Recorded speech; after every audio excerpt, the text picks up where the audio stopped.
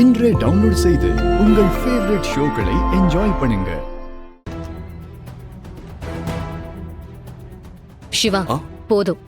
நான் உள்ள போய் பேசிட்டு வரேன். நீங்க இங்கே இருங்க. நான் இங்கே இருந்தா நீங்க என்ன பேசிக்கிறீங்கன்னு எனக்கு எப்படி தெரியும்? அதுக்காக நீங்களும் உள்ள வரேன்னு சொல்றீங்களா? சரி, நான் உனக்கு கால் பண்ணி லைன்லயே இருக்கேன். நீ காலை கட் பண்ணாம லைன்லயே வச்சிரு.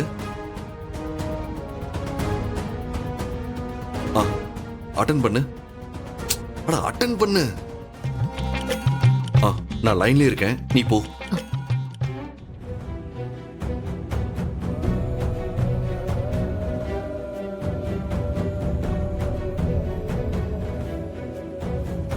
மாமா, வா இலி, உட்காரு. பரவாயில்ல மாமா. என்ன விஷயம் மாமா?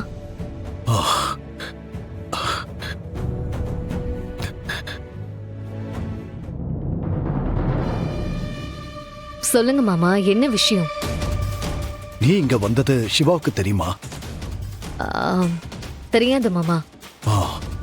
வேற ஒருத்தரை மீட் பண்ண போறதா தான் சொல்லிட்டு வந்தேன்.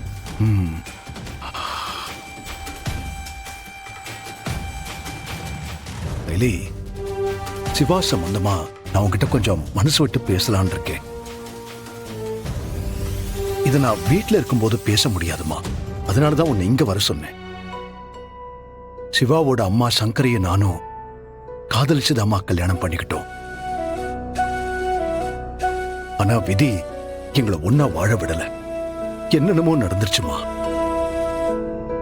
ஒரு முக்கியமான நேரத்துல நான் அவளை பிரிஞ்சு போற சிச்சுவேஷன் ஏற்பட்டுச்சு. ஆனா அதுக்கப்புறம் என்னால கடைசி வரைக்கும் அவளை பார்க்கவே முடியல. நான் சங்கரையை விட்டு பிரிஞ்சு வந்ததுக்கான பலனை இன்னமும் அனுபவிச்சுக்கிட்டு இருக்கேன். அது உனக்கும் தெரியும், சிவாவுக்கும் தெரியும். சங்கரி ரொம்ப நல்லவன். வெறும் பேச்சுக்காக இதை சொல்லல, உண்மையாவே அவன் நல்லவன். மத்தவங்களுக்கு ஏதாவது தேவைன்னா அவளால முடிஞ்ச வரைக்கும் ஹெல்ப் பண்ணுவாமா. அவளோட குணம் யாருக்குமே கிடையாதா இலி? சத்தியமா சொல்றேன்.